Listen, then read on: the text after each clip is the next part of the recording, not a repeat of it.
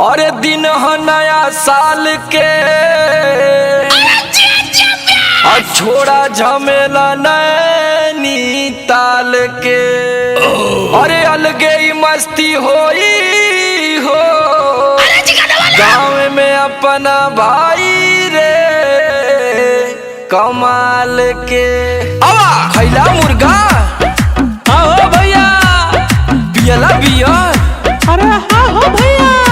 तो प्रेमवा से बोलो बोलो प्रेमवा से बोलो बोलो प्रेमवा से प्रेमवा से प्रेमवा से प्रेमवा से बोलो बोलो प्रेमवा से बोलो बोलो प्रेमवा से बोलो हैप्पी न्यू ईयर प्रेमवा से बोलो हैप्पी न्यू ईयर प्रेमवा से हैप्पी न्यू ईयर प्रेमवा से। मोरानी चिमो अकड़ी जाओ मोरे चिमो अकड़ी जाओ मोरे नगर न मारे जन। ओ माय गॉड जनमा। अरे यार एक पेटी बियर एकरे मुंह पे और फेंका।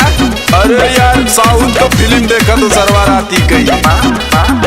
नया साल में रहो सबके नया ये नरजी नाचा सब भाई रे जितना बमर जी।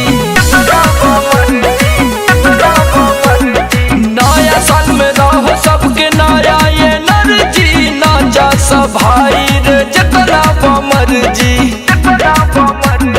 ग्रीटिंग ला भर के हाँ भैया देला डियर। अरे हाँ हो भैया। तो प्रेमवा से बोलो बोलो प्रेमवा से बोलो बोलो प्रेमवा से प्रेमवा से बोलो बोलो प्रेमवा से बोलो बोलो प्रेमवा से बोलो हैप्पी न्यू ईयर प्रेमवा से बोलो हैप्पी न्यू ईयर प्रेमवा से हैप्पी न्यू ईयर प्रेमवा से। अरे भैया लेकिन एक बात बतावा, ये प्रेमवा हो के नहीं? अरे पगले